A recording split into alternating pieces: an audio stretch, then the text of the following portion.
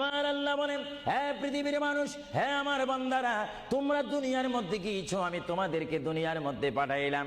পাঠাইবার পরে আমি জানি তোমরা অনেক অন্যায় পথে যাবে, অনেক কাজ করবে, যে কাজগুলোর মধ্যে তোমাদের গুনাহ হয়ে যাবে। হ্যাঁ বান্দা, তোমরা গুনাহ করবে তাও আমি ভালো মতো জানি, তোমরা পাপ করবে তাও আমি ভালো মতো জানি।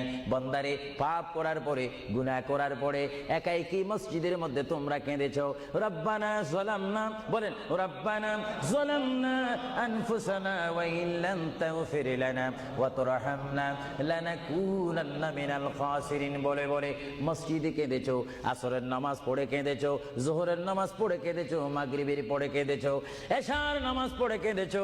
এ বান্দা, নামাজের মুসল্লা যখন বসে যাও, আমি আল্লাহকে তোমরা বারবার বল, আল্লাহ গো আমার গুনাহ মাফ করে দাও। তারপরও আমি তোমাদের গুনাহ মাফ করে নেই। তারপরও তোমরা নিশি রাত্রে, মানুষ যখন ঘুমে যায়, তোমার বিবি যখন ঘুম যায়, তোমার ছেলে যখন ঘুম যায়, তুমি নিশি রাত্রে ঠান্ডা পানি দিয়ে ওযু বানিয়ে নামাজের মুসল্লায় বসে তুমি আবার যখন ডাক দাও, রব্বুল আলামিন, পৃথিবীর কোনো মানুষ আমার গুনাহ সম্পর্কে জানে না, তুমি আমার গুনাহ সম্পর্কে জানো। আমি এমন গুনাহ করেছি আমার বিবি জানে না, বিবি গুনাহ করেছে আমি জানি না। আল্লাহ, তুমি সব কিচ্ছু জানো। হে আমার প্রভু, তুমি আমাকে মাফ করে দাও। আমার আল্লাহ বলে, তারপরও যদি তোমাদেরকে আমি মাফ না করি, তারপরও বান্দা তোমরা আমার রহমতের দরজা থেকে ফিরে যাইও না। আমি তোমাদেরকে